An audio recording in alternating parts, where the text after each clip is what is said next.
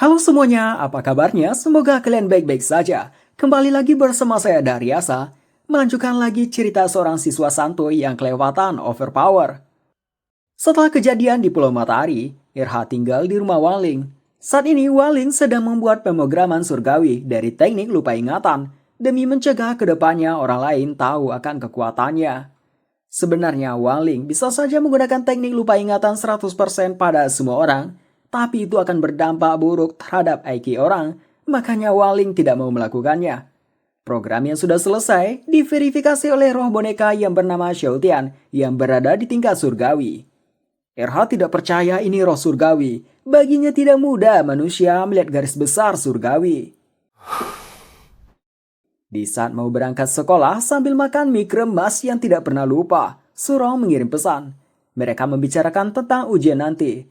Surong memberitahukan dia khawatir Wang Ling akan menghancurkan lapangan lagi.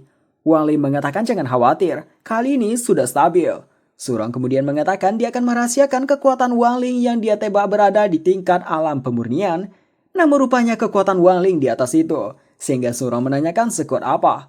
Wang Ling memberitahu biasa saja, tapi cukup memahami segala hal. Ayah Wang Ling datang, membawa benda ajaib yang dikembangkannya berdasarkan pola pemrograman surgawi. Cara pakainya dengan menekan tombol, lalu ucapkan kata sandi. Seketika langsung membuat orang yang diterangkan kehilangan sebagian ingatan. Ayah Wang Ling mempraktekannya.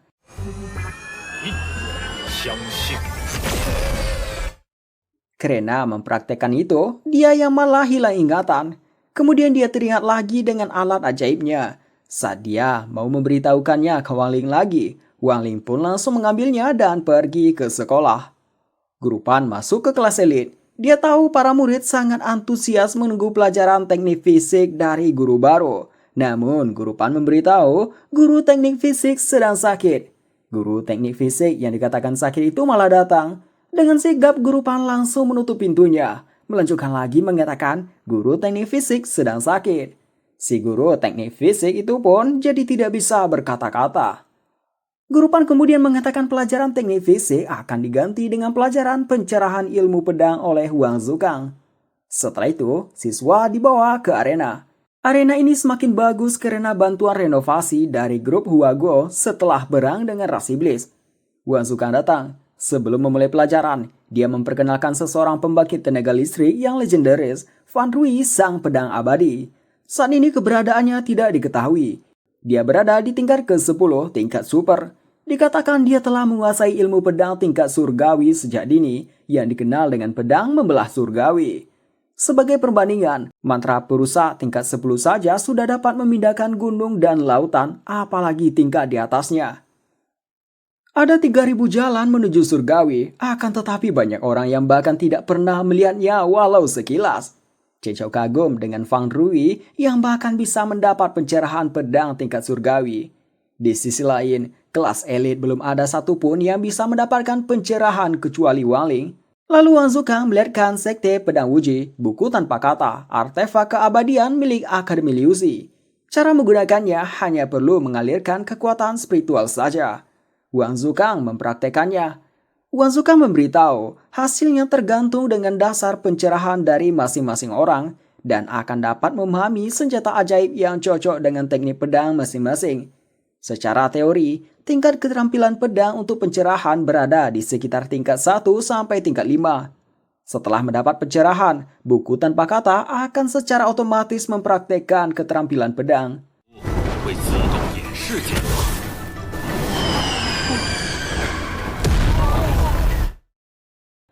Intinya Wang Zukang mengatakan tidak semua orang bisa mendapat pencerahan melalui buku tanpa kata. Praktek dimulai dari Kusuan, sang penulis manhua ini, namun dia gagal sampai rambutnya jadi botak. Melihat itu, para murid jadi ketakutan. Selanjutnya giliran Chen Chao. Jangankan takut, dia tampak bersemangat sekali. Hal itu karena dia tidak memiliki rambut.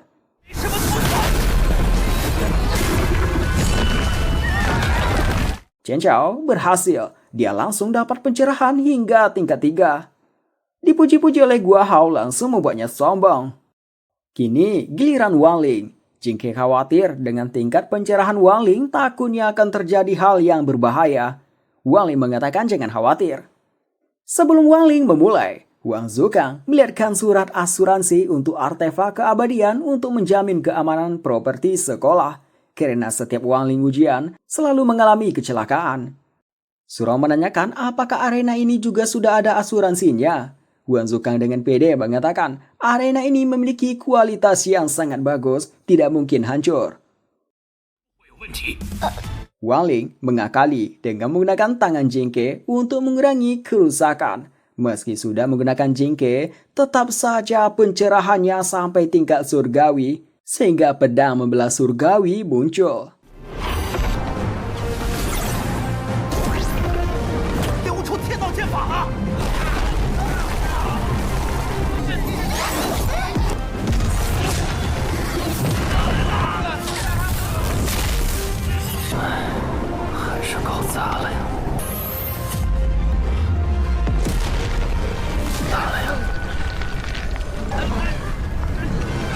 Sebelum menghancurkan pedang membelah surgawi, Wang Ling terlebih dahulu menyuruh Wang Zukang untuk ingat membeli asuransi.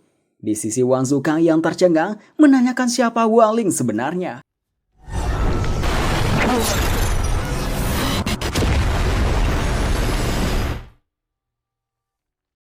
Setelah menghancurkannya, Wang Ling memulihkan semuanya. Para siswa yang kembali sadar heran kenapa arena ini kembali seperti semula. Surong tahu ini karena Wang Ling. Di saat dia mendekat, Wang Ling menggunakan benda ajaib dari ayahnya. Atas hal itu, semua ingatan orang tentang kejadian tadi menghilang, sedangkan Surong pingsan akibat dekat dengan cahaya benda ajaib. Wang Zukang yang melihat Surong pingsan menyuruh cepat bawa ke UKS. Akhirnya Wang Ling mengantarkannya dan tidak jadi ujian. Di tempat yang tidak jauh dari sana, ada seseorang yang melihat kejadian ini. Dia sedikit tidak menyangka melihat pedang membelah surgawi. Dari arah lokasinya, dia tahu itu tempat di mana aliran bayangan dihancurkan. Di suatu tempat ada 3 orang yang memberikan penghormatan kepada foto 2 master, Fan Rui dan Chen Nanxuan. Lalu mereka memulai pertemuan, tapi ada 1 orang yang bernama King Jiao absen. Ya rupanya saat ini berada di game center. Sudah 30 tahun teknik pedangnya menjadi nomor 1 di simulator game. Nickname-nya bernama Jiao Bangxian. Sin berpindah ke kediaman keluarga Sun. Saat ini kakeknya memanggil dokter yang bernama Lao Li untuk mengecek kondisi Surong yang tiba-tiba pingsan. Kakek Surong menganggap Surong telah memaksakan diri. Sejak kecil Surong diam-diam belajar setiap tengah malam, padahal sudah disuruh jangan berlebihan. Tapi Surong tetap melakukannya. Sampai membuat piagam dan piala yang Surong dapat tidak muat ditaruh di rumah. Selesai mengecek nadi milik Surong, dokternya menghela nafas. Lantas hal itu membuat kakeknya terkejut, menganggap Surong terkena penyakit yang tidak bisa disembuhkan.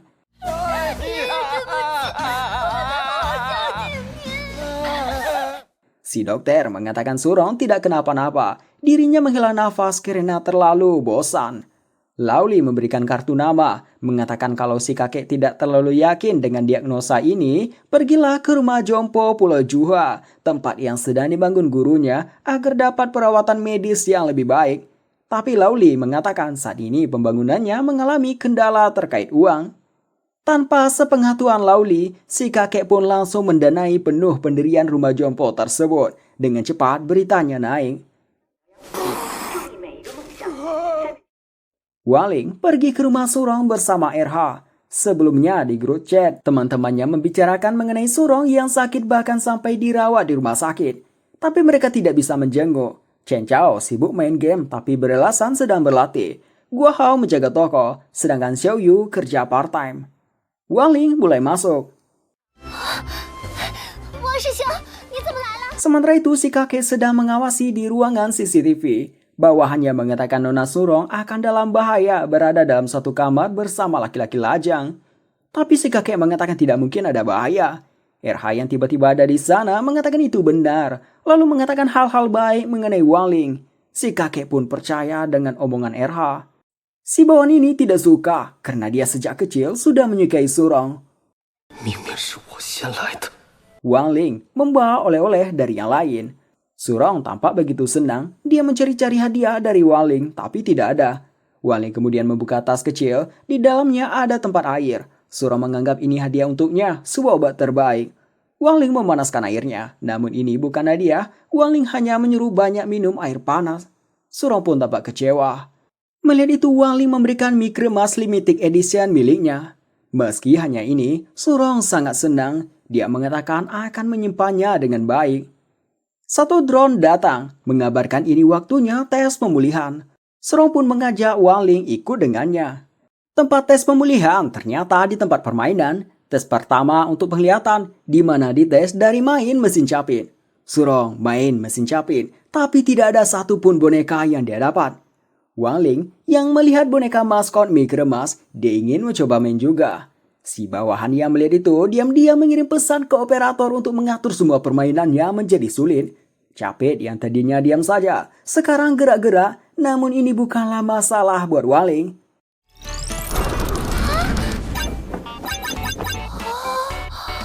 Atas hal itu, Wang Ling memecahkan rekor 30 tahun milik King Jiao. Wang Ling memakai nickname Agan. Selanjutnya tes kelincahan. Dari permainan ini, Wang Ling mencobanya.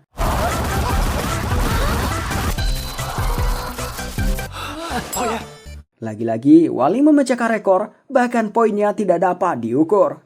Si bawahan kini menyuruh atur sampai tingkat neraka. Keranjang basketnya menjadi lebih kecil dari bola basketnya. Namun tetap saja ini bukan masalah buat Wang Ling. Sekali lagi, dia melampaui rekor King Jiao. Sementara itu, di sebuah game center, King Jiao kesal rekornya dilampaui. Selanjutnya di mesin permainan ini, Jingke sudah meminta kurangi kekuatan dan tebas asal saja, namun tetap saja terjadi kehancuran.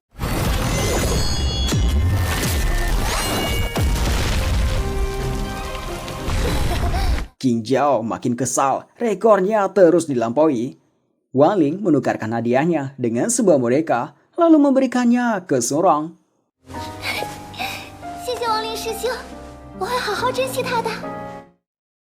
Dalam perjalanan kembali, RH memberitahukan bahwa Jiao Bangxian tidak mudah diganggu. Dia adalah master dari 4 gajah. 4 gajah adalah cabang dari sekte pedang Wuji, tapi versi jahatnya dan sudah terkenal akan keburukannya. Jadi dia mungkin akan balas dendam. Namun Wang Ling tidak peduli. 4 gajah mengadakan pertemuan lagi. Lagi-lagi King Jiao tidak hadir. Kali ini dia pergi mencari Surong yang dia pikir Surong lah yang merebut posisinya. Sementara itu di sekolah, Guru Pan dan Wang Zukang sedang berdebat mana yang lebih baik. Guru Pan mengatakan untuk antisipasi perang berikutnya lebih baik murid mahir dalam menulis dan menghafal berbagai angka persamaan roh. Sedangkan Wang Zukang mengatakan teknik fisik lebih penting. Di saat mereka berdebat, datang kakek-kakek sebelumnya. Dia kesini untuk mendaftar sebagai guru teknik fisik.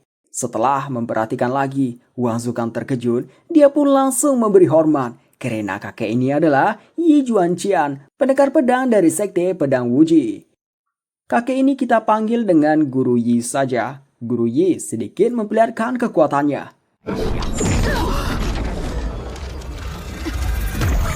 Wang Zukang menanyakan alasan Guru Yi ingin menjadi guru di sekolah ini. Guru Yi mengatakan dia sedang mencari penerus jubahnya. Dia rasa di sekolah ini ada seseorang dengan bakat yang dia cari. Guru Pan sendiri tidak peduli siapa Guru Yi. Dia pede sebagai guru, tidak ada yang menandinginya. Melihat guru teknik fisik yang baru sudah sangat tua, Surong dan yang lain sedikit meragukannya. Sedangkan Wang Ling bertanya-tanya, kenapa pendekar pedang negara ini datang ke sekolah ini? Jingke mengatakan mungkin dia mencari penerus. Mendengar itu, Wang Ling mengatakan justru tidak apa-apa. Menurutnya teknik pedangnya tidak lebih bagus dari siswa lain. Guru Pan datang, dia mengambil ahli kelas agar guru fisik yang baru tidak bisa mengajar. Wang Ling membuka buku, membuat formasi kecil sederhana di mana memperlihatkan King Jiao yang dalam perjalanan mencari Surong untuk membunuh Surong. Wang Ling pun mengganggu perjalanannya. Chen Chao merasa tidak akan ada kelas teknik fisik semester ini. Tiba-tiba Guru Yi mendatangi mereka. Guru Yi mengatakan mereka kelihatannya berbakat dalam teknik fisik. Wang Ling dan yang lain memberi hormat, setelah itu pergi. Guru Yi meminta tunggu, mengatakan kita harus bersatu menengani Guru Pan. Lalu dia menunjukkan kekuatannya.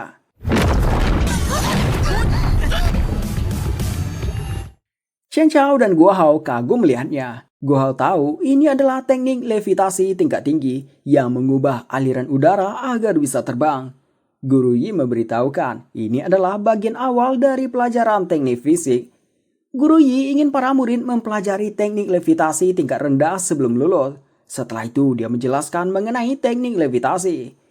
Mendengar itu, Surong mengerti.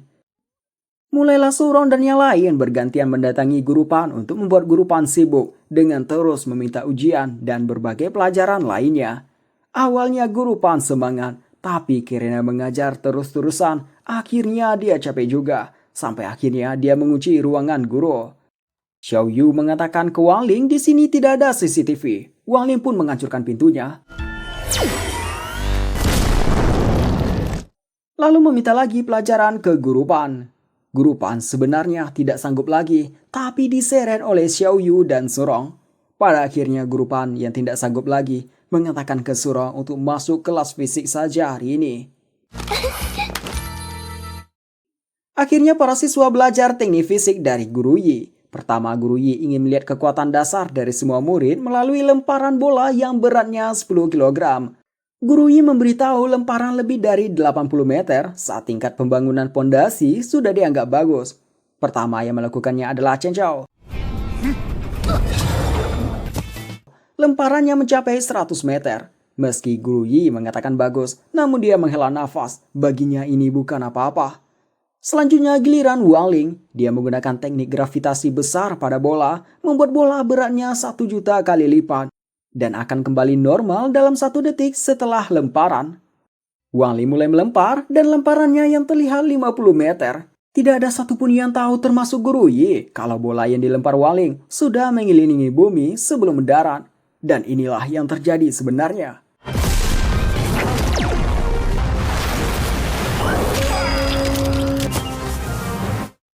Xiao Yu rupanya menyadarinya, dia pun memberitahukannya ke Surong, membuat Surong sangat tercengang. Pada akhirnya, Guru Yi tidak menemukan murid yang menurutnya berbakat. Saat ini dia sedang menunggu murid kejam dari 4 gajah yang mau menyerang Akademi Liu Xi. Dia sudah menunggu dari tadi, tapi Qing Zhao tidak sampai-sampai, yang membuatnya heran. Guru Yi tidak tahu kalau Qing Zhao sudah ditangani oleh Wang Ling. 4 gajah berkumpul lagi. Mereka bertiga ingin balas dendam ke Akademi Liu Xi. Pagi hari, saat Wang Ling sedang membuat nadi spiritual bawah tanah, dia mendengar berita bahwasanya seorang buron yang bernama Qing Zhao sudah ditangkap oleh pahlawan Zuo Yi. Nadi spiritual bawah tanah yang dibuat untuk membangun dunia ras iblis dengan RH sebagai temanya. Ini adalah proses yang penting, karena ini sama seperti meletakkan fondasi sebelum membangun rumah baru. Bahan untuk membuat nadi spiritualnya diambil Wang Ling dari akar nadi spiritual bumi. Di kelas pagi, Wang Zukang memberitahukan tentang nadi spiritual bawah tanah. Sejak umat manusia memasuki era kultivasi ilmiah universal, inti bumi dipengaruhi oleh energi spiritual dan mulai menumbuhkan urat nadi bawah tanah, seperti pembuluh darah pada manusia. Nadi spiritual bawah tanah juga ada yang tebal dan tipis, yang terhubung ke kerak bumi. Di atas nadi spiritual yang tebal akan ada energi spiritual yang lebih kuat, sedangkan yang tipis, energi spiritualnya jauh lebih lemah. Kalau nadi spiritualnya hancur, akan dapat menyebabkan berbagai fenomena alam dan kekurangan energi spiritual. Chen Chao menanyakan apakah tidak ada cara membuat nadi spiritual. Wang Zukang mengatakan meskipun ada nadi spiritual buatan, tetap saja kemampuan manusia tidak mungkin bisa membuat akar spiritualnya masuk sangat dalam. Meski dia sangat yakin, tapi dia tidak tahu bahwa Wang Ling sudah mencabut akar nadi spiritual bawah tanah.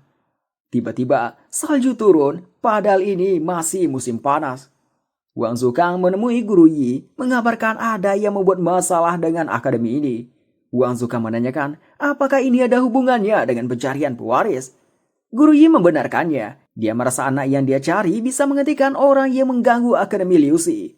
Wang Zukang menanyakan, bagaimana jika anak yang dicari tidak ada? Guru Yi mengatakan, kalau begitu, dia yang akan melindungi semua murid. Wang Zukang lalu menanyakan kenapa Guru Yi sangat tergesa-gesa mencari penerus. Apakah ini ada hubungannya dengan Dewa Pedang Jahat Chen Nanshuan?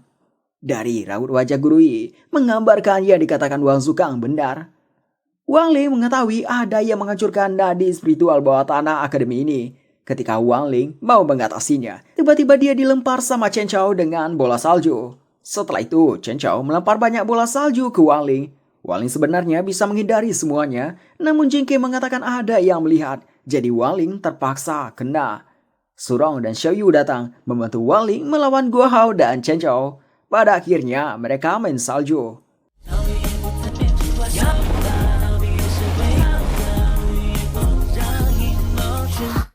Sampai cuaca menjadi semakin dingin, baju teknik fisik akademi ini yang terbuat dari ulat sutra spiritual tidak mampu menahan dinginnya cuaca. Mereka pun memutuskan untuk masuk. Ketika Chen Chao memegang ganggang pintu kelas, tangannya jadi membeku. Chen Chao ingin menghancurkan pintunya dengan pukulan, tapi dihentikan Guo Hao. Guo Hao mengatakan kata guru untuk menggunakan sihir melawan sihir. Su Rong menyarankan menggunakan bola api. Meski Chen Chao sudah merapal lama, tapi bola api yang dapat dia buat hanya kecil. Dia pun malu yang akhirnya menangis. Guo Hao mencoba membuat bola api, tapi juga kecil. Begitu juga dengan Su Rong dan Xiao Yu yang kena angin saja langsung padam. Rupanya ini disebabkan energi spiritual di sekitar sini makin menipis. Su Rong yakin fenomena ini karena ada yang membuat nadi spiritual bawah tanah akademi ini bermasalah. Xiao Yu tidak sanggup lagi menahan dinginnya karena ras kupu-kupu ketahanan terhadap dingin sangat rendah. Su Rong hanya berharap Wang Ling cepat mengatasi masalah ini. Di sisi lain, mereka baru menyadari Wang Ling tidak ada. Rupanya pelaku semua ini adalah orang ini yang bernama Su Hu. Iklimnya semakin dingin, meja sudah membeku, kaca sampai dibuat pecah. Wang Ling menyamperi Su Hu. Su Hu terkejut ada bocah yang tidak beku. Wang Ling dengan santainya mencabut pedang yang mengganggu nadi spiritual. Su Hu dibuat tercengang, meski begitu dia kesal, namun belum apa-apa, dia sudah keok.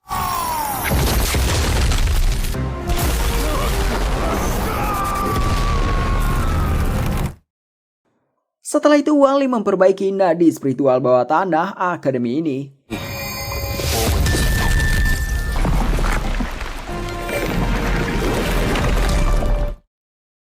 Setelah hangat, Xiao Yu pun langsung sadar. Di suatu tempat, Zuo Yi mau melakukan konferensi pers. Baru saja mau bicara, Su Hu dan pedangnya jatuh ke ruangan ini. Pers menganggap ini rencana dari Zuo Yi. Zuo Yi yang tahu ini karena Wang Ling, jadi mengatakan ini memang benar rencananya. Setelah itu, anggota 7 bintang mengabarkan ke Zuo Yi kalau Su Hu mati karena lukanya terlalu parah. Menurut temuan, dia hanya terkena 1 kali pukulan ditambah jatuh dari ketinggian. Secara logika, Su Hu yang dari alam Sanxian tidak mungkin tidak bisa menahan 1 kali pukulan. Zuo Yi mengalihkan pembicaraan dengan menanyakan laporan lainnya. Cewek ini mengatakan saat ini 4 gajah sudah menyebarkan harga buron untuk Zuo Yi seharga 233 juta lebih batu jiwa. Dan 4 gajah sudah menyewa beberapa kultivator untuk tugas ini. Meski terkejut, tapi Zuo Yi mencoba bersikap tenang dan sedikit menyombongkan diri. Setelah cewek itu meninggalkan ruangannya, barulah Zuo Yi merengek minta tolong ke Wang Ling. Wang Ling dan temannya pergi ke sebuah mall. Di area senjata ajaib kuno, mereka melihat sayap jiwa kuno. Namun harganya hampir mencapai 100 juta batu jiwa. Su Rong mengatakan senjata ajaib kuno tidak bisa dibeli dengan uang saja. Guo Hao baru ingat bahwa senjata ajaib kuno itu juga bisa memilih pemiliknya sendiri. Dengan kata lain, memiliki emosinya sendiri. Jadi meskipun dapat membelinya, belum tentu bisa mengendalikannya. Wang Ling saat ini merasa pusing soalnya semua senjata ajaib di sini berharap Wang Ling membeli mereka. Wang Ling memilih mengabaikan mereka. Di sisi Jingke mengatakan mereka sangat menyedihkan. Karena tidak dibeli oleh Wang Ling, mereka semua jadi patah hati. Bulu sayap yang seperti mekar tadi sekarang menjadi layu. Seorang bos melihat Wang Ling dan teman-temannya melalui CCTV. Dia memerintahkan bawahannya untuk membiarkan Wang Ling dan teman-temannya membayar dengan kekuatan spiritual. Bos ini ada kerjasama dengan 4 gajah. Dia tidak berani melawan Zuo Yi yang dikabarkan di belakangnya ada kultivator nomor 1 dunia. Makanya sebagai gantinya, dia menargetkan anak-anak dari Liu Xi. Chen Chao melihat kacamata VR yang di dalamnya sudah tersedia banyak mantra dan jurus seni bela diri. Chen Chao sangat menyukainya, tapi harganya 60.000 batu jiwa. Manajer di sini datang, mengatakan untuk tidak khawatir. Tempat ini menyediakan pembayaran kekuatan spiritual tingkat lanjut, di mana kekuatan spiritual yang berkembang ke depannya akan diambil sebagai bayaran. Guo memperingati Chen Chao kalau menyetujuinya, kekuatan spiritual Chen Chao yang tumbuh akan jadi milik orang lain. Manajer ini meminta jangan khawatir. Dia mengatakan kami tidak akan mengambil semuanya sekaligus, hanya perlu dicicil. Lalu si manajer melihatkan kotak telur hewan roh versi terbaru. Ada 2% peluang untuk mendapatkan hewan roh langka. Melihat itu, Guo Hao kali ini yang tertarik. Xiao Yu heran kenapa si manajer itu mengetahui apa yang disukai Chen Chao dan Guo Hao. Wali mengatakan melalui data. Merasa janggal, Surong menghentikan Chen Chao dan Guo Hao yang mau membayar dengan kekuatan spiritual. Surong pun jadi menggunakan uangnya sendiri. Namun si manajer malah mengatakan tidak bisa bayar dengan cara normal. Lantas Wang Ling turun tangan, melihatkan selebaran diskon dan gratis ongkir. Setelah si manajer melihatnya, dia meminta pegawai lain membawakan sebuah mesin. Ini adalah mesin undian, bisa diputar sekali dengan belanja 100 batu jiwa. Di dalam mesin undian ini ada 3.000 bola, hanya 1 bola emas. Jika mendapat bola perak akan dikasih hadiah gulungan tisu. Manajer yakin tidak akan ada yang dapat bola emas. Wang Ling yang sudah dulu belanja 800 batu jiwa mempunyai kesempatan 8 kali. Sebelum main mesin undian, Wang Ling menanyakan bagaimana mendapatkan kacamata VR ini. Si manajer mengatakan hanya perlu dapat 1 bola emas. Sebelum Wang Ling memutar mesin undian, Wang Ling berkomunikasi dengan Xiao Tian, roh surgawi, untuk menggunakan jurus keberuntungan versi terbatas, di mana dalam 1 jam ke depan, keberuntungan Wang Ling tidak terkalahkan. Wang Ling memulai memutar.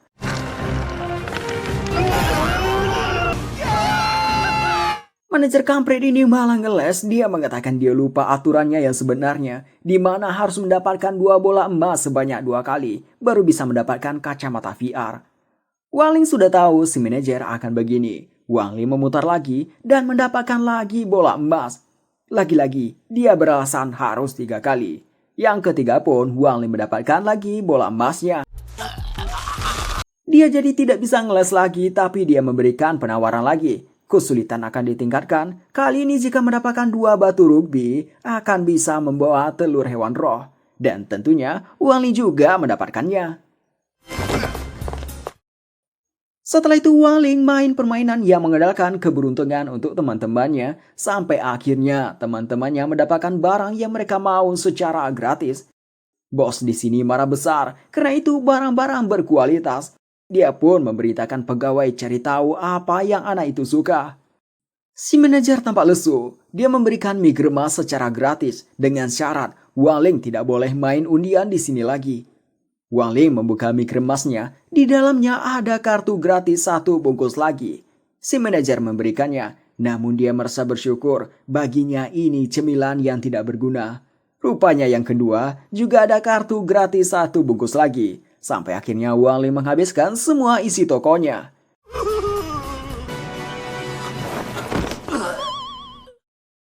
Di dalam perjalanan pulang, Guo Hao dan Chen Chao merasa sebagus apapun barang didapat tadi, bukan sesuatu yang bisa dia dan Chen Chao beli saat ini. Xiao Yu mengatakan lebih baik hidup sesuai kemampuan sendiri. Chen Chao mendapat ide, mengajak jual barang-barang yang dimenangkan Wang Ling hari ini di kegiatan bazar. 我同意。我复议，我也复议。我复议。 Di kantornya Zuoyi, dia mendapat kiriman hadiah dari Wang Ling, yaitu sebuah pakaian. 3.000 jalan menuju surgawi adalah teknik rahasia tertinggi yang dicari-cari orang-orang. Apabila dapat salah satunya, akan mampu mendominasi dunia. Kebanyakan orang bahkan tidak bisa melihat garis besar teknik rahasia surgawi. Boneka-boneka kecil ini adalah roh surgawi. Tiap hari ada banyak roh surgawi yang sibuk bekerja di belakang layar. Selain mengawasi 3.000 teknik rahasia tiap hari, mereka juga merawat dan melindunginya. Selain itu, mereka bertanggung jawab mengurusi hal-hal kecil di 3 dunia. 2 orang dari 4 gajah yang dikalahkan Wang Ling dibawa ke tetua roh surgawi yang warna biru dan merah. Salah satu roh mengatakan mereka berdua semasa hidupnya melakukan hal yang buruk. Tetua roh warna biru yang mengurus bagian mayat melihat luka yang diterima 2 orang. Dia tahu ini pasti karena Wang Ling. Lalu menyuruh masukkan mereka berdua ke sumur Taiyin, tempat yang sama dengan Jiang Liuing, dan suruh mereka introspeksi diri. Dewa pedang jahat Chen Nanxuan demi menjadi penerus sekte pedang Wuji, saat ini dia tengah berada di tangga pikiran surgawi. Meski terlihat sangat lelah, dia terus melanjutkan jalannya menuju surgawi. Roh surgawi yang melihat itu melaporkan tentang Chen Nanxuan. Chen Nanxuan adalah murid kedua sekte pedang Wuji, berada di puncak keabadian sejati tingkat ke-9. Sudah menantang tangga pikiran surgawi sebanyak 6.751 kali. Tapi dia tidak diberikan pencerahan karena dia bersalah di mana dia menipu gurunya dan membunuh leluhurnya. Mendengar itu, tetua ini memerintahkan untuk tidak meloloskan orang seperti itu mendapatkan pencerahan teknik rahasia surgawi.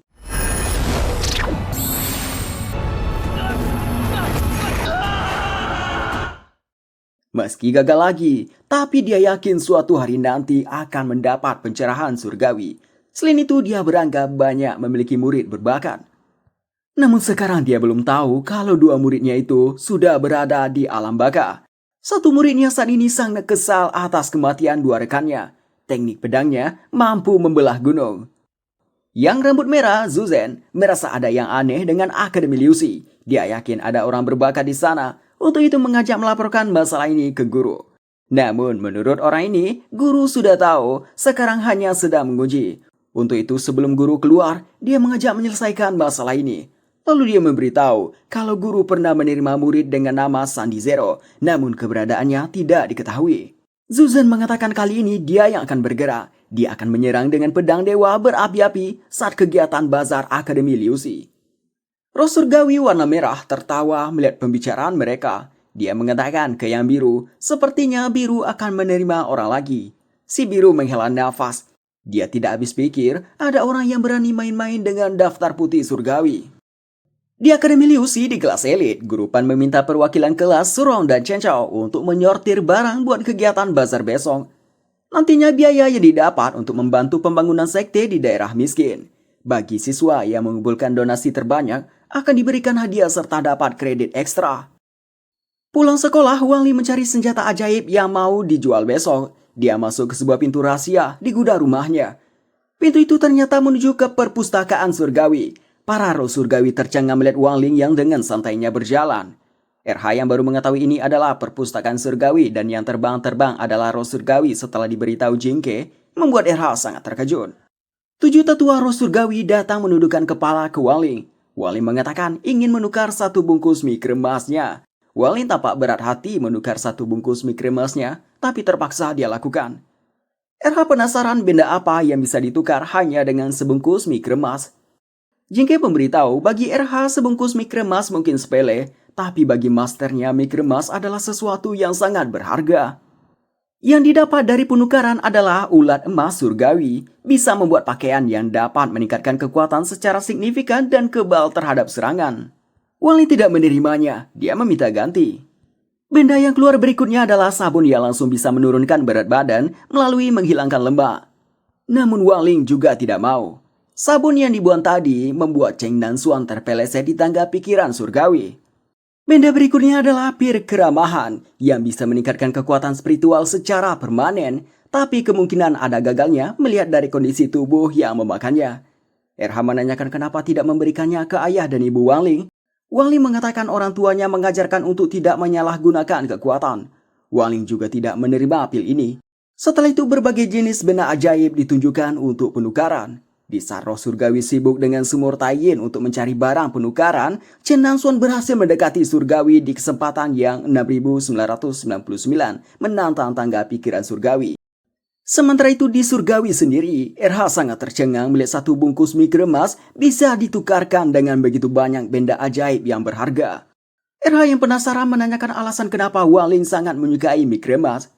Roh surgawi ini menceritakan kisahnya. Bermula pada saat Wang Ling berumur 3 tahun. Wang Ling saat itu lagi mencoret-coret dengan krayon, tapi coretannya itu membentuk formula yang memanggil tetua roh warna merah. Si merah terlihat bingung. Kemudian dia melihat ke sebuah lukisan buatan Wang Ling. Saat dia memegang lukisan itu, dia merasakan kekuatan yang sangat luar biasa. Si merah yang menginginkan lukisannya bertransaksi dengan Wang Ling menggunakan mie kremas, serta mengatakan Wang Ling kelak akan menjadi daftar putih surgawi.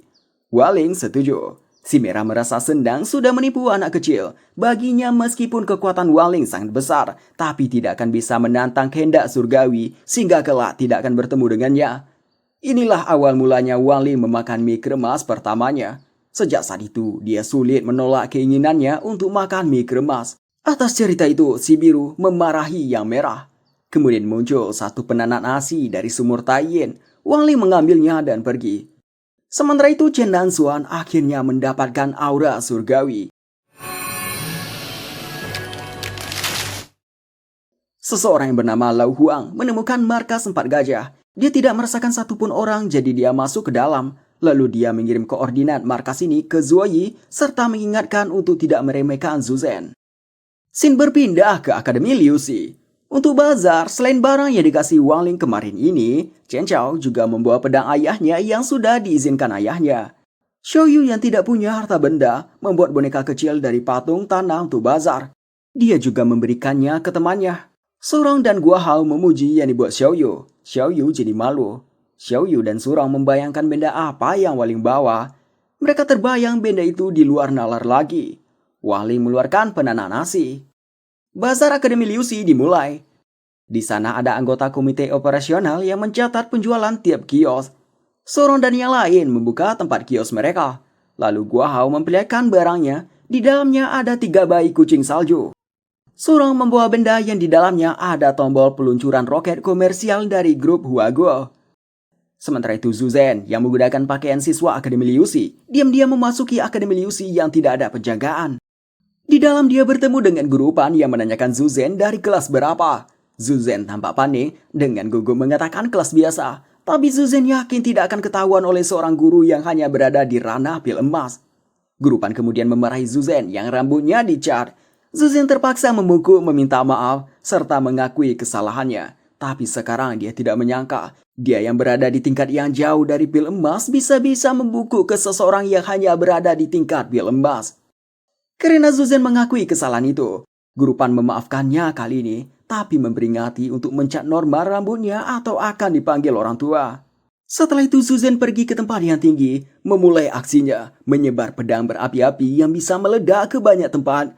Wali yang sedang menjaga kios melihatnya, dengan mudah menghilangkannya.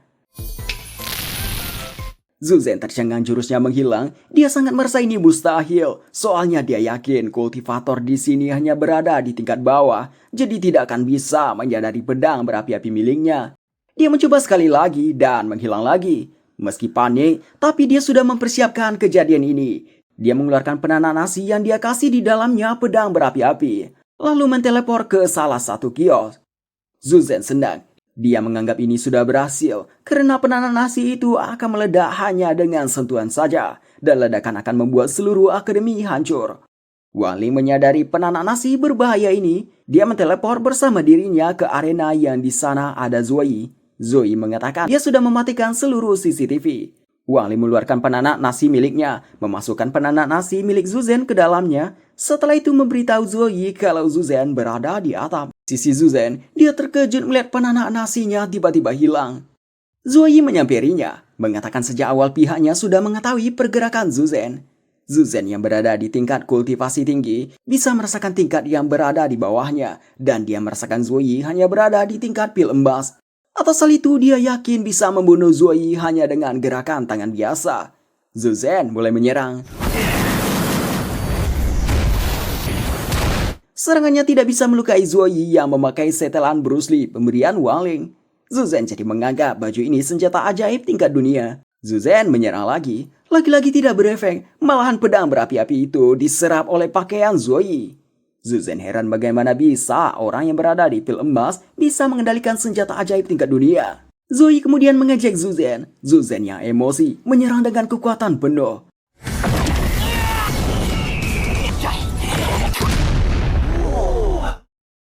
Sementara itu, Surong mengatakan akan membeli penanak nasi milik Wang Ling.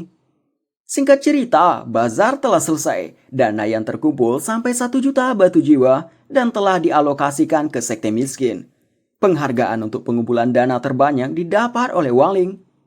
Dikatakan penanak nasi milik Wang Ling yang dibeli Surong bisa digunakan sebagai bahan bakar peluncuran roket. Wang Ling ditanya oleh Capsec mau hadiah apa. apa mau beasiswa, sertifikat, seperangkat alat dewa atau lainnya. 一包干脆面。 Di sebuah pasar malam, Xiangwu dari 4 gajah membawa roh King Jiao yang berhasil dia temukan di laut ke sebuah toko untuk memulihkan tubuh fisik King Jiao. King Jiao mengetahui tempat ini dari surat yang ditinggalkan gurunya yang bersih. Jika sekte mengalami krisis, datanglah ke tempat ini dan temui temannya. Xiangwu mengetok-ketok pintu tokonya. Si kakek pemilik toko langsung menyadari. Dia pun ngasih kantong yang di dalamnya terdapat batu yang bersinar. Setelah dia pergi, ada seseorang yang juga datang ke toko tersebut. Pemilik toko tampak ketakutan melihat siapa yang datang, yang itu ternyata Wang Ling. Pemilik toko tersebut ngasih mie kremas ke Wang Ling. Di ruangannya Pak Menteri, dia memuji Zoe yang telah mengalahkan orang-orang 4 gajah. Zoe memberikan surat anonim. Berdasarkan informasi dari surat tersebut, 4 gajah kemungkinan besar telah menguasai kunci alam rahasia Nuwa. Lalu melihatkan sebuah patung, sambil mengatakan dewa pedang jahat berasal dari guru yang sama dengan pendekar pedang suci. Jadi tidak mengherankan dia memiliki kultivasi yang hebat. Pak Menteri terkejut melihatnya. Dia tahu ini patung terakota. Patung terakota adalah boneka setengah jadi yang dibuat oleh penyihir boneka kuno. Apabila diaktifkan, akan menjadi senjata tempur. Untuk itu Pak Menteri memerintahkan untuk menggagalkan rencana jahat 4 gajah. Di Akademi Liu Xi, para guru saat ini mendengarkan informasi dari Wang Zukang. Wang Zukang mengatakan 4 gajah akan datang dengan kekuatan besar. Akademi Liu Xi akan dijadikan medan perang utama. Kemungkinan mereka akan memobilisasi sejumlah besar patung terakota untuk menyerang. Berdasarkan dari pengamatan intelijen, 4 gajah akan melakukan penyerangan dengan mengepung dari berbagai arah. Guru Pan menanyakan tahap apa patung terakota itu. Guru Yi memberitahu patung terakota itu ditemukan di alam rahasia Nawa. Setelah diaktifkan, setidaknya mencapai tahap jiwa baru lahir. Mendengar itu, Guru Pan langsung terkejut. Demi keamanan, dia mengajak liburkan para siswa. Guru Yi menanyakan apakah Guru Pan tidak mempercayai dirinya. Guru Yi memberitahu, jika mengambil libur saat ini, itu akan meningkatkan moral jahat. Lalu mengatakan, kalau dirinya tidak bisa melindungi siswa di sini, maka dirinya tidak pantas menjadi master pendekar pedang. Guru Yi kemudian menunjukkan kekuatannya.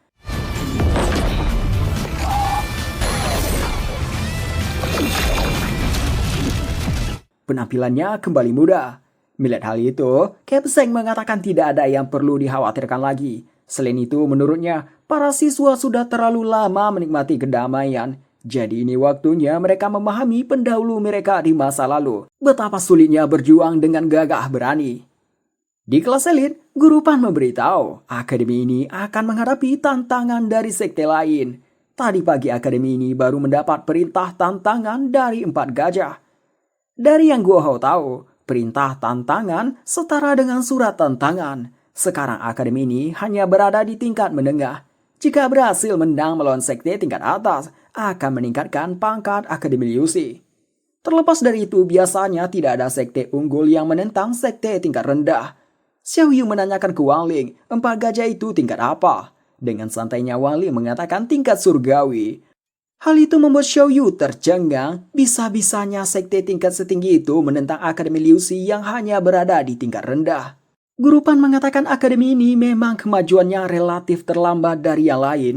Tapi Guru Pan memberi semangat dan menceritakan kita sudah banyak mengalami rintangan. Mulai dari penyerangan dari aliran bayangan atau Ying Liu, masalah kompetisi pedang, dan kerusakan akibat invasi iblis. Di padang pasir, Xiang Wu memanggil patung terakota dari alam rahasia.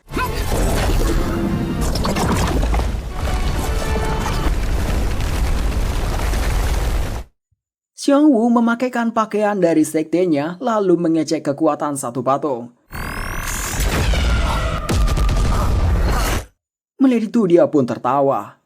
Pengawas yang berada di Fort Skyloop mendeteksi sinyal kekuatan spiritual di gurun dewa kematian, lalu melaporkan ke Zoe bahwa 4 gajah mengumpulkan sejumlah besar patung terakota perang dan menuju Akademi Liu Xi. Zoe mengatakan dia mendapat perintah dari atasan untuk mengaktifkan pertahanan gabungan darurat. Semua sekte kebenaran akan menghalau musuh. Seorang master yang bernama Xiao Zong memutuskan untuk membantu Akademi Liu Xi. Hal ini karena dia ingin dekat dengan guru Zoe, kultivator nomor 1 dunia. Keluarga Jui Gong yang dipimpin Liang Zi juga memutuskan ikut membantu Akademi Liu Xi. Sekte di tempat cewek ini juga akan membantu Akademi Liu Xi. Di suatu tempat, Master Petir yang mengetuai Asosiasi Persatuan Kultivator juga akan membantu melawan sekte jahat. Sementara itu di Akademi Liu Xi sendiri, mereka membuat pelindung. Wang Ling menghela nafas melihatnya, dia merasa ini tidak ada gunanya. Wang Ling kemudian teleportasi ke patung Zoe. Dia mendeteksi patung terakota semakin mendekat. Patung terakota mencoba menghancurkan pelindung. Banyak siswa yang tidak bisa menahannya. Dari Sema terlihat mata yang menyeramkan. Ternyata itu RH yang membawa rombongan ras siluman. Mereka datang untuk membantu menguatkan pelindung. Karena tidak bisa ditembus dengan tembakan kekuatan spiritual, para patungnya melakukan kamikaze. Meskipun hancur terkena pelindung, tapi puing-puingnya membentuk bentuk semula. Xiang Wu turun tangan. Di saat dia menyiapkan mantra, Guru Yi datang menyuruh berhenti. Satu patung menyerang, Guru Yi mudah mengatasinya.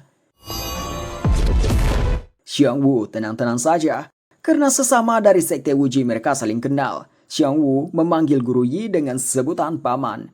Xiang Wu mengatakan tubuh paman yang sudah tua sebaiknya jangan memaksakan diri menjaga energi pedang tetap utuh. Lalu menancapkan satu pedang di depan Guru Yi sebagai ancaman. Xiang Wu memanggil ratusan ribu pedangnya, mengatakan dengan ratusan pedangnya dan pasukan terakota, Guru Yi tidak akan bisa menghentikannya. Di sisi Wang Ling memutuskan untuk bergerak.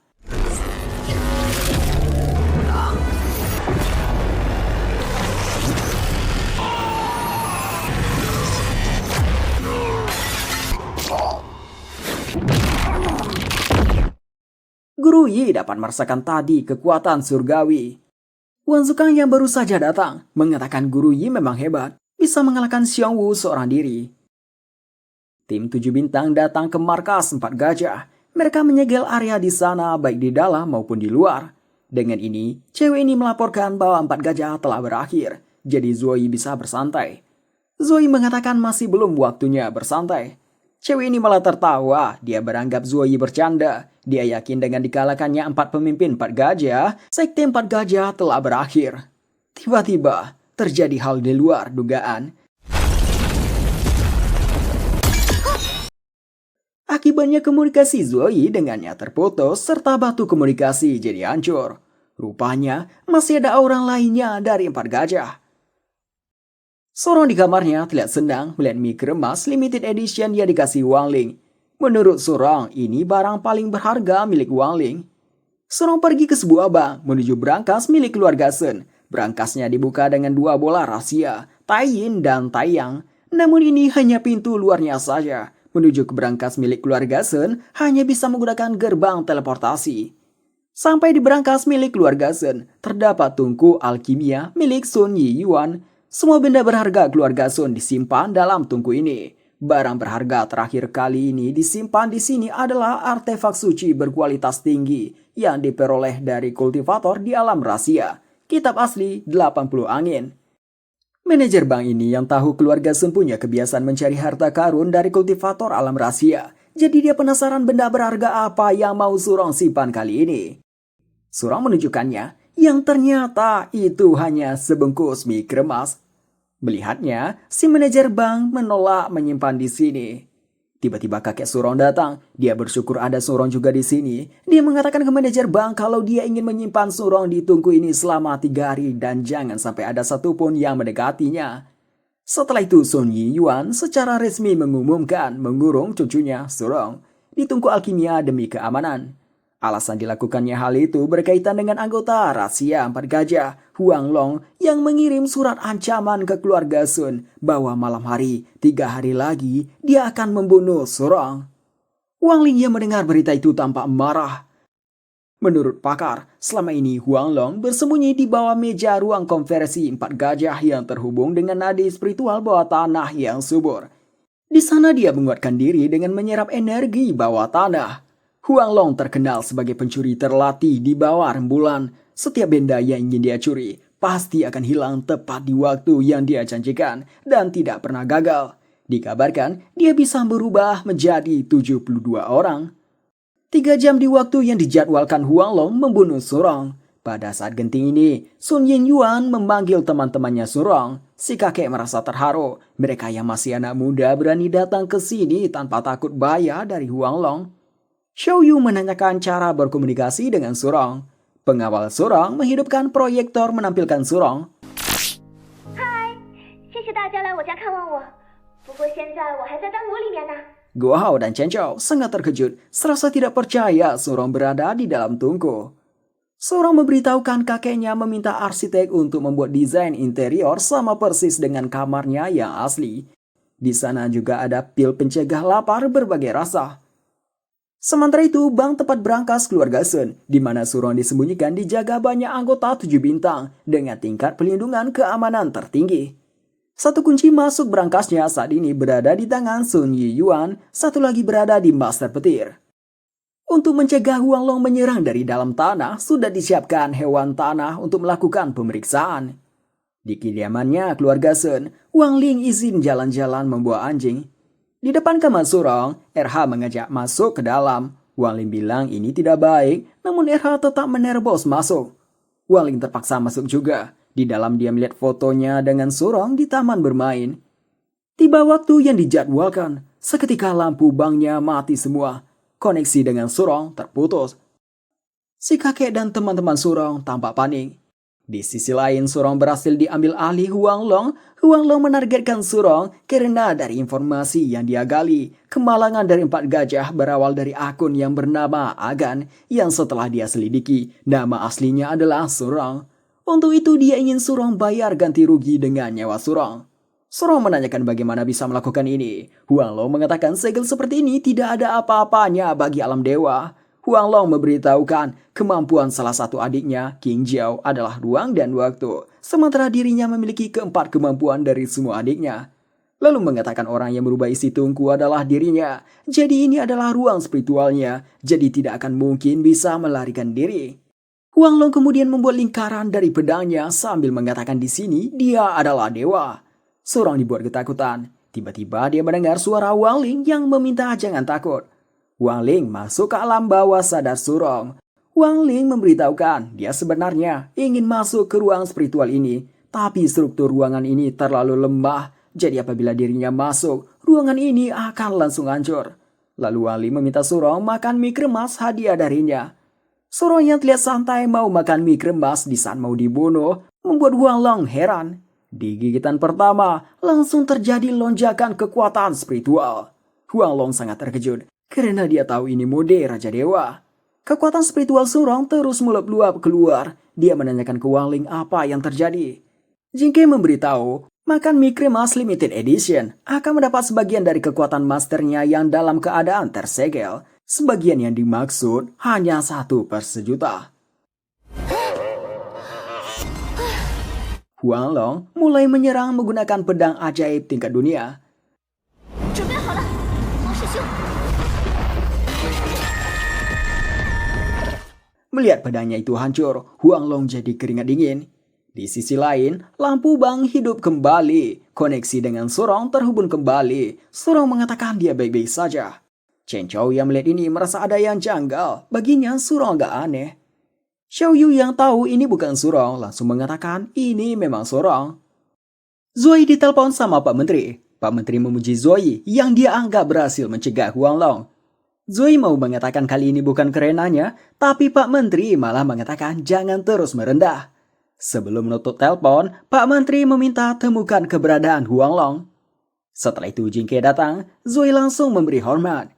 Jingke memberitahu, saat ini Kak Surong sedang diarahkan masternya melawan Huanglong. Kemungkinan berakhir dalam 3 menit. Zoe langsung sadar kalau yang melakukan siaran adalah RH. Kemudian Jingke mengatakan akan menampilkan pertarungan Surong dan menyuruh Zoe kirim orang ke titik koordinat pertarungan. Roh RH keluar dari tubuhnya. Dia mengatakan ke Wang Ling kalau jurus transformasinya masih belum bagus, jadi tidak bisa bertahan lama. Wang Ling punya solusi, menghubungkan energi spiritualnya ke RH lewat kabel data. Kekuatan spiritual RH langsung melimpah. Kembali ke ruang spiritual buatan Huanglong, saat ini dia merasa aneh bagaimana bisa seseorang dengan tingkat dasar bisa menguasai teknik ini. Huang Long menembakkan energi dari pedangnya, namun bisa dikendalikan oleh Surong dengan tangan kosong. Huang Long dibuat kaget lagi. Surong membalikan serangannya. Huang Long menyimpulkan ada teknologi yang ditambahkan ke dalam mie kremas yang dimakan Surong. Untuk itu dia beranggap ini hanya bisa sebentar. Karena pemikirannya itu, dia pede bisa menang. Pertarungan dilanjutkan kembali.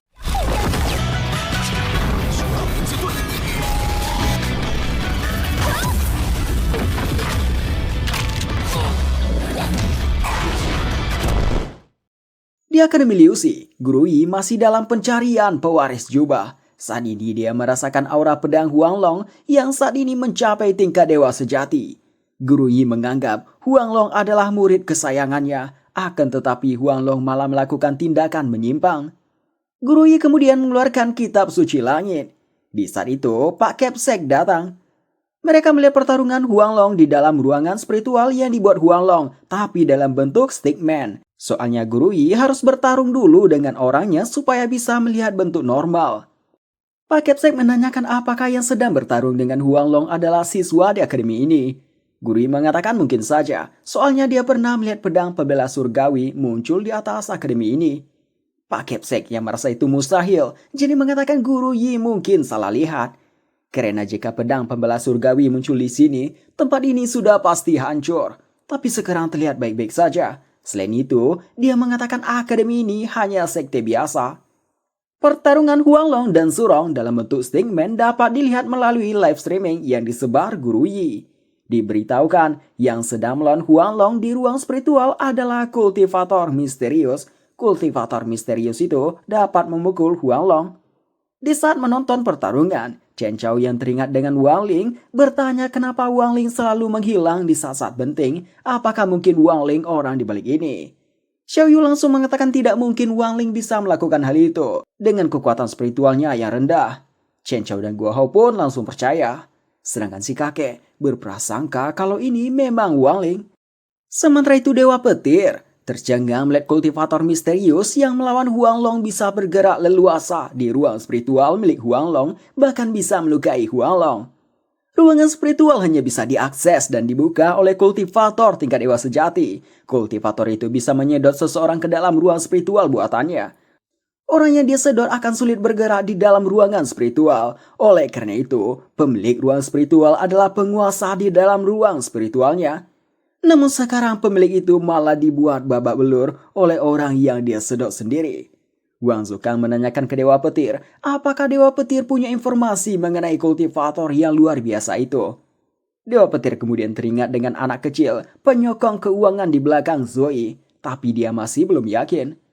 Kembali ke ruang spiritual Huang Long, dia bangkit kembali. Dia tertawa, mengatakan Surong sudah melampaui batas tubuh fisik. Jadi sebentar lagi tubuh Surong akan rusak. Lalu mencoba melemahkan hati Surong dengan memberitahu ruang ini akan hancur kalau pemiliknya lenyap. Di sisi lain hati nurani Surong akan terluka jika membunuh orang. Wang Ling mengatakan jangan terpengaruh oleh perkataannya. Pertarungan dilanjutkan kembali.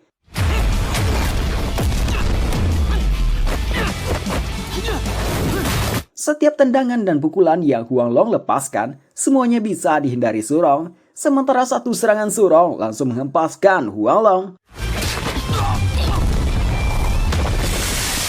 Huang Long kali ini menggunakan panah es. Surong melawan dengan tebasan airnya.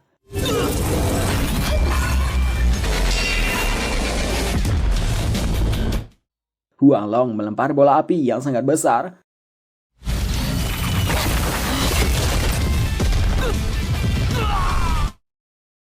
Huang Long masih bertahan, dia kemudian bertransformasi. Kekuatan spiritualnya jadi meningkat pesat, lalu dia menyerang menggunakan kekuatan penuh dengan niat mati bersama. Surong menanyakan apa yang harus dia lakukan. Dengan santainya Wang Ling menyuruh gunakan semua teknik yang sudah dipelajari.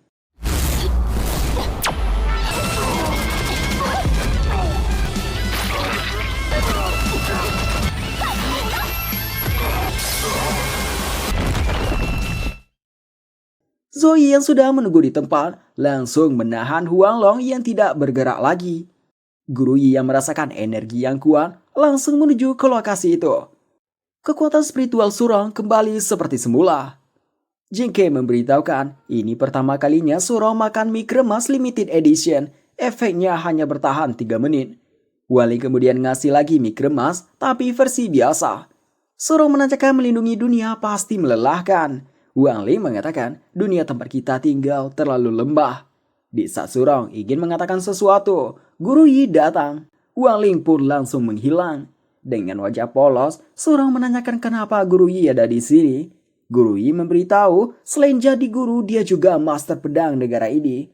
Lalu mengatakan Surong adalah pewaris jubah yang dia cari. Surong pun heran. Dia memastikan dengan menanyakan apakah tidak salah orang.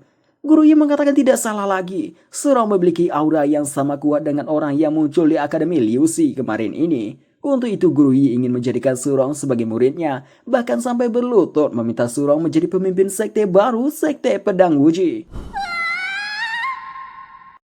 Scene berpindah ke markas 4 gajah. Dewa pedang jahat, Cheng Dan Xuan telah keluar. Kekuatannya membuat semua tim 7 bintangnya di sana tidak bisa bergerak. Dia menanyakan ke salah satunya semua yang terjadi. Orang ini menolak. Chen Nansun akhirnya menggunakan kemampuan kendali pikiran sehingga si cewek jadi menceritakan semuanya. Berpindah ke arena Akademi Liu Xi, Wang Ling dan temannya sedang ujian fisik. Guo Hao menang melawan pembuat novel ini. Di sisi lain Wang Ling melawan Chen Chao dan Xiao Yu melawan RH karena Surong libur. RH mengatakan jangan meremehkannya, dia dulu pernah jadi Raja Iblis. Di saat dia mengalihkan perhatiannya, Xiao Yu dapat membantingnya, namun itu tubuh palsu. Di bagian Chen Chao, dia mencoba membanting Wang Ling, tapi tidak sanggup dia lakukan. Setelah menghela nafas, Wang Ling akhirnya mengalah. Setelah ujian selesai, Guo Hao melihatkan pesan dari Zuo Yi yang mengundangnya ke teater imersif yang akan menampilkan ulang pertarungan besar kultivator kuno. Guru Yi mengunjungi kediaman Surong. Dia meminta lagi ke Surong untuk jadi pemimpin sektenya. Si kakek mengatakan Surong sangat baik hati, sampai-sampai master pedang menghargainya. Guru Yi memberitahu, Suronglah yang mengalahkan Huang Long. Si kakek malah tertawa mendengarnya. Menurutnya, ini bercanda. Si kakek memasang wajah serius. Dia tahu dewa pedang jahat, Chen Nanxuan, sudah mengincar posisi pemimpin sekte pedang Wuji dari dulu. Untuk itu si kakek menanyakan apakah Guru Yi mau mendorong cucunya ke dalam bahaya. Guru Yi mengatakan dia tidak bermaksud seperti itu. Lalu mengatakan dia akan membuktikan bahwa Surong benar-benar berbakat. Di saat mengantarkan Guru Yi pulang, Surong memberikan tiket teater imersif. Setelah itu dia dan Zuo Yi mengabarkan ke Wang Ling kalau tiketnya sudah diberikan. Sementara itu Wang Ling sedang membuat rune hadiah buat RH. Wang Ling menempelkannya ke dinding, terbentuk ruang hampa. Jingke memberitahu ini adalah dunia baru yang dibuat oleh masternya dengan RH sebagai temannya. Sebelumnya masternya hanya memilih tempat secara asal, tapi kali ini dunia yang dibikin sendiri. Karena masternya melihat di dalam galaksi ini tidak ada planet yang cocok bagi iblis untuk bertahan hidup. Surong dan yang lain sampai di tempat teater akan diadakan. Zoe mengatakan kita satu-satunya yang menonton. Surong menambahkan bahwa Wang Ling membeli tiket eksklusif ini saat memenangkan undian mie kremas. Xiao Yu bising-bising menanyakan apa yang mau Wang Ling lakukan. Surong mengatakan saat masuk Xiao Yu akan tahu. Zoe menggunakan rune pengubah ruang hampa yang bisa menjadi pintu kemana saja. Chen Chao dan Guo Hao sangat terkagum melihatnya. Inilah dunia baru yang dibuat Wang Ling dengan RH sebagai temanya. RH sangat terharu melihatnya. Di dunia ini, Wang Ling bisa menciptakan apapun dari bentuk gambar 8 bit dan akan disempurnakan oleh para roh surgawi. Wang Ling juga bisa mengendalikan cuaca. Jingke kemudian memberitahu, Surong dan yang lain segera tiba. Wang Ling mengeluarkan kartu Shenlong untuk menjemput mereka. Surong dan yang lain sampai di dunia baru, tapi Zoe mengatakan ini teater imersif. Guo Hao dan Chen Chao terkagum-kagum. Mereka kemudian melihat jamur petir, tanaman spiritual tingkat 5 yang sangat melegenda. Mereka jadi penasaran siapa pemilik teater ini, membuat tempat ini sangat detail. Di saat Guo Hao menanyakan ke Zuo Yi siapa pemilik teater ini, Wang Ling datang menunggangi Shenlong. Wang Ling menawarkan naik dan mereka langsung mau. Xiao Yu juga diangkat ke atas, sedangkan Wang Ling memanggil Xiao Yin, dia dan Surong naik ke Xiao Yin. Setelah mereka pergi, Guru Yi datang. Zoe yang sudah menunggu langsung memberi hormat. Sementara itu, Chen Nanxuan telah mengetahui semua yang terjadi. Dia pun marah. Dia menggunakan jurus pemindai jiwa alam semesta untuk mencari Surong. Dan dia pun menemukan aura Surong dan bercampur dengan bau mie kremas pedas. Dia teleport ke lokasi yang ternyata di atas rumah Wang Ling. Setelah membuka pintunya, itu terhubung dengan dunia baru. Seniornya di Sekte Pedang Yuji, Guru Yi, sudah menantinya di sana. Inilah tujuan sebenarnya dari Wang Ling, membuat teater yang nyata tapi seakan-akan acting. Chen Nanxuan menganggap Guru Yi mau menghalangi balas dendamnya. Chen Nanxuan mengatakan Guru Yi tidak akan bisa apa-apa dengan tubuh tua itu. Chen Nanxuan memancarkan kekuatan spiritual yang kuat, tekanannya terasa begitu kuat. Hewan spiritual di sana dibuat terpental. Zoe masih bisa menahan berkat pakaian pemberian Wang Ling. Di sisi Wang Ling dan yang lain, Xiao Yin membuat barier atas perintah Wang Ling. Guru Yi mencoba melawan dengan kekuatan spiritualnya, namun Chen Nanxuan sudah berada di pencerahan surgawi sehingga kekuatannya lebih besar. Guru Yi merasa tidak bisa menahannya. Di saat itu Wang Ling turun tangan menambahkan kekuatan spiritual milik Guru Yi. Guo Hao dan Chen Chao tampak menikmati pertarungan yang mereka kira sebuah teater. Tapi karena jaraknya sedikit jauh, jadi mereka tidak bisa melihat wajah siapa yang bertarung. Guru Yi terlihat sudah kehabisan stamina. Dia heran melihat kekuatan spiritual yang bercampur dengan kekuatan surgawi milik Chen Nanxuan dihancurkan. Guru Yi sempat berpikir mungkin ini perbuatan Surong, tapi dia rasa ini lebih kuat dari sebelumnya.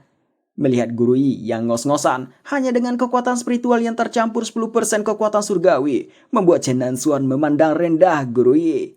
Chen Nanxuan mengatakan dia akan membunuh Guru Yi dan Surong agar dirinya menjadi satu-satunya penerus Sekte Pedang Wuji. Guru Yi mengeluarkan kekuatan penuh, tubuhnya menjadi muda lagi.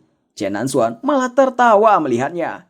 Guru Yi kemudian menggunakan senjata ajaib yang memperpendek umur. Sebagai gantinya kekuatan spiritualnya meningkat lebih dari 10 kali lipat.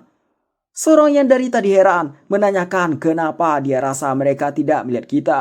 Rupanya Wang Ling menggunakan jurus tembus pandang. Chen Nanxuan juga mulai serius. Surong mengatakan dia merasa suasana hatinya jadi buruk. Jingke memberitahukan aura Dewa Pedang Jahat dapat merangsang emosi negatif. Makin rendah tingkat spiritual seseorang, maka dampaknya akan makin besar seperti yang terlihat dari dua orang ini. Aura jahat itu mudah dihilangkan oleh Wang Ling. Kembali ke pertarungan Guru Yi. Dia mengatakan Chen Nanxuan memang berani. Chen Nanxuan mulai menyerang.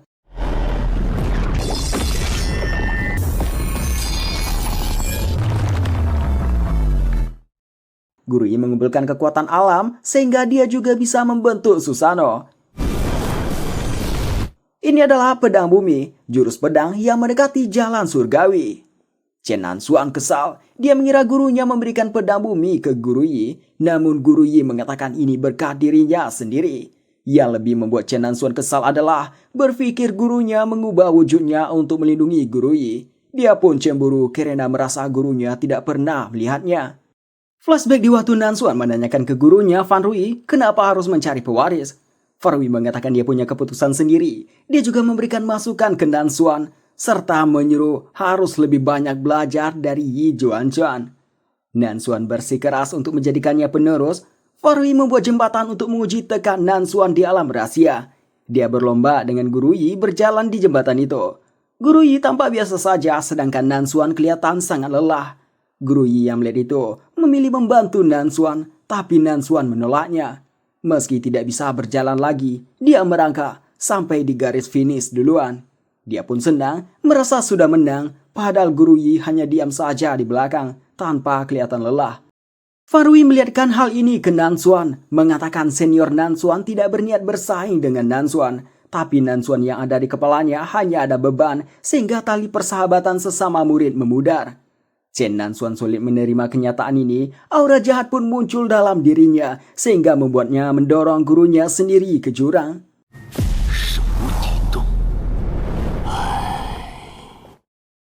Sekarang di hadapan wujud gurunya yang dibuat Guru Yi, Chen Nanxuan mengajak adu mana yang lebih kuat, pedang bumi milik Guru Yi atau pedang langit miliknya. Wujud Susanoo Nanxuan pun berubah. Nanxuan mulai menyerang lagi. Pedang bumi Guru Yi yang tidak kuat menahan akhirnya hancur.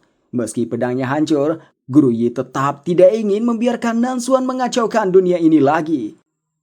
Nansuan kembali menyerang. Guru Yi membuat barrier penghalang tapi merasa tidak bisa menahan lagi. Akhirnya Wang Ling memilih bertindak.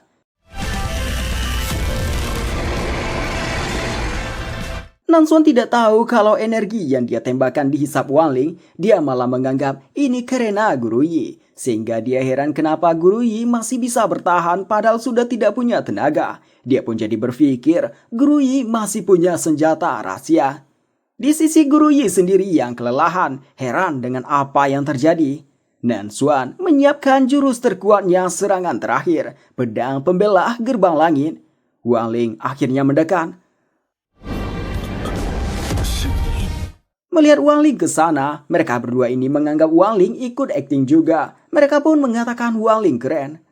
Nansuan tidak peduli Guru Yi meminta tolong pada siapa. Dia pede satu kali gerakan, dia bisa membelah bumi. Jadi yakin tidak ada satupun yang bisa menandinginya. Nansuan memulai serangan dari banyak susano. Aura yang begitu kuat ini membuat Guru Yi jadi pesimis, bahkan ragu Wang Ling bisa menahannya. Untuk itu dia mengajak gabungkan kekuatan. Namun ini bukan apa-apa buat Wang Ling. Chen Nansuan tercengang sampai mengatakan Wang Ling monster. Guru Yi pun juga dibuat tercengang. Kali ini Nansuan menggunakan pedang pembelah gerbang langit.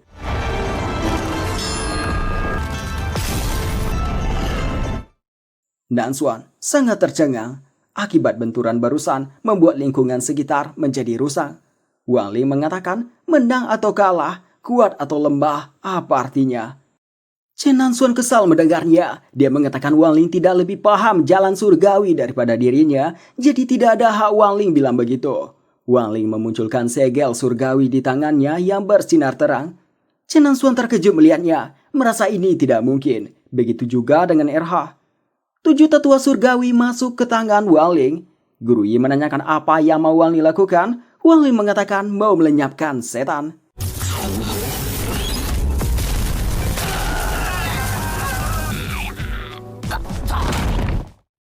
Setelah itu, Wang Ling menyuruh Zuo Yi tangkap Chen Nansuan.